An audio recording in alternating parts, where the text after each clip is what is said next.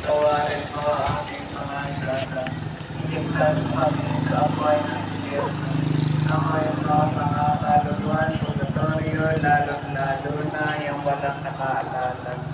Para kami sa puso ni Jesus, iligtas niyo po kami. Pagkalooban ko ng kapayapaan ang pag-ibig niya, lalong-lalo na ang pag-ibig. Pagkalooban ko ang mga kasalanan. Tuluan namin ang mga buhay.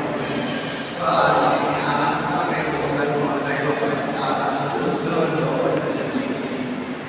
At bakit tayo nagpalaan? At tutulong ang kuraan ng pag-ibig niya. Pinagkailangan ng namin ang tulungan. Mananahin ang kasalanan niya ng kailangan. At sa amin ang pag-ibig. Pinagkailangan